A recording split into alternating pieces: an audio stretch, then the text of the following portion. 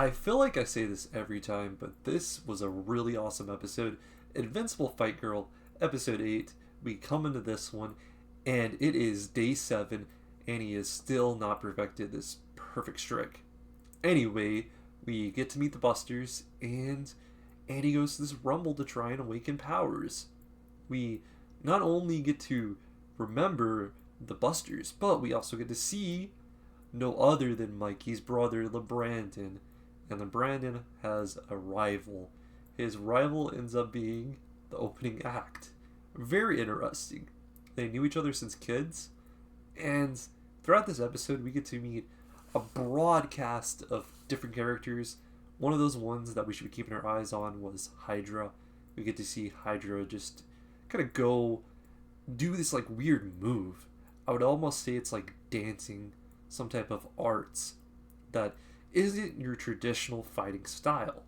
And this is sort of similar to what Annie has to learn overall. Anyway, Craig kind of goes behind scenes to get her a good fight. And she's put up against this, like, shoe guy. What's his name? The shoe. Literally the shoe. And this dude is just what you would call kind of like a doofus. Just dumb. Anyway, we get to see all these awesome fights. And then they call Annie's name and they're like, Annie versus the shoe.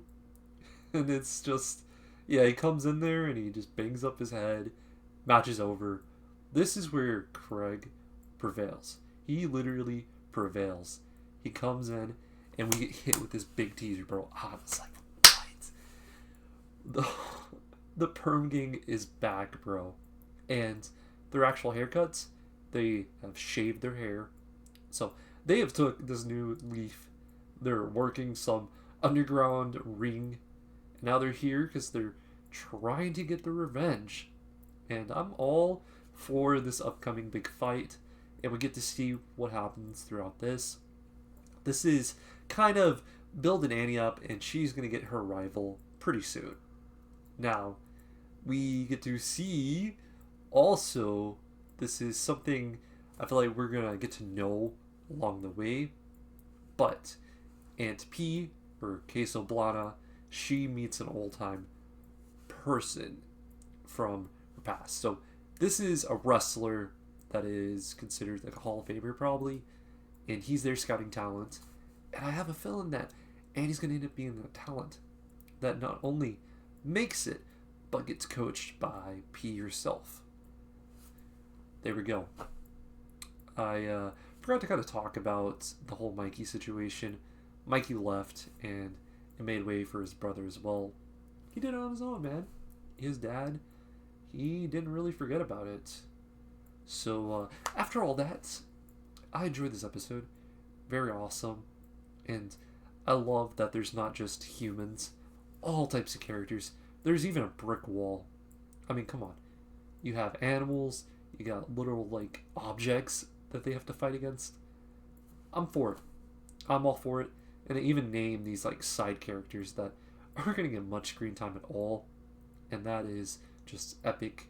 It doesn't have to be the best series in the world, but the world is definitely something I can get behind. Anyway, after all that, what would I rate it? I'm going to say a nice solid 8.1. I had quite a bit of joy here. Still, not perfect. This series is not perfect, but it's a joy to me. It's kind of like a hard fit for where it is. Is it Adult Swim? No. I think it's a little past its time, if that makes sense. Like, if this was put out earlier, people would be talking about it way more. I just don't know if it relates too much to these days, but this is still something that I enjoy myself. I'm just saying for other people's thoughts.